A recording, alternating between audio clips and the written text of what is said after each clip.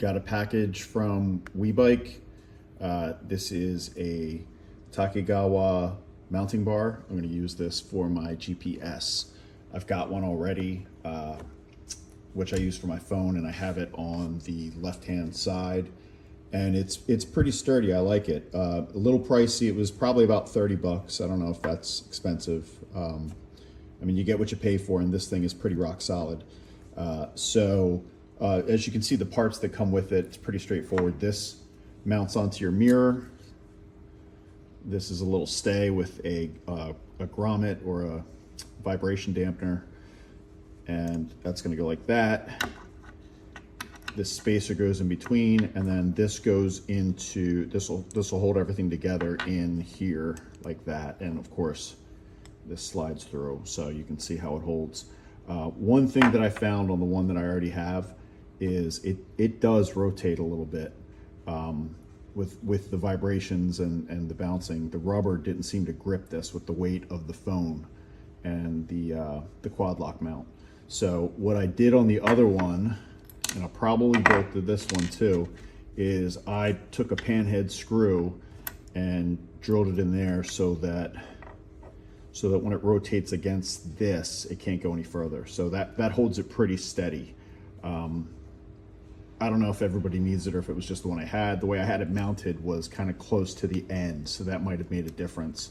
What they say is they want you to, if you look at these instructions, they said leave 75 millimeters of space. And this really is just for one accessory. I wouldn't put a whole bunch of heavy stuff on it. So this is going to go on the right-hand side of my Super Cub.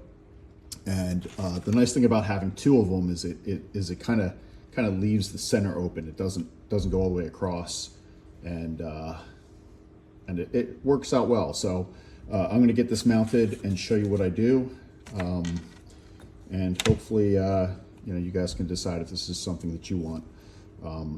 There's other options out there, but I found this one to be pretty solid, and it doesn't get in the way. There's not a lot on the dash of the or on the handlebars. It's a small bike, so this size worked out pretty well for me. So, and I do, if you're interested, I did translate these instructions. I'll post an image that you can look at, and it came with these instructions as well. But this is more like warnings, and don't over tighten the stay. Tells you about the bikes it's compatible with.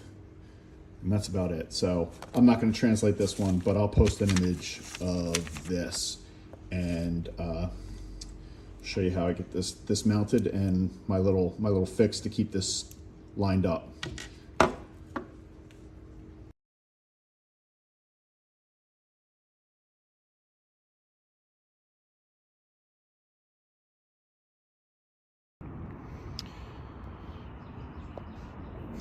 Takegawa accessory mount is all set up.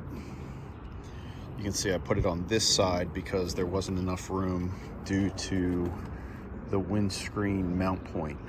There wasn't enough space there. The end of the bar hit that, so I had to move it over to this side, which is fine. This is where my GPS is going to go. This is really solid. I didn't put that extra bolt in. This rubber seemed to really grip on this. This one over here where my phone goes, I put this little bolt in this track to prevent it from rotating down when I hit bumps. And that worked out really well, but I don't think I'll need to do that with this one. So as you can see, both mounted, plenty of space. It's not covering the panels, and it's really solid. So the next thing I got to do is connect this to the battery, which means I got to take the body panels off. Not looking forward to doing that, but anyway, Takegawa accessory mount, highly recommend it. Thanks for watching.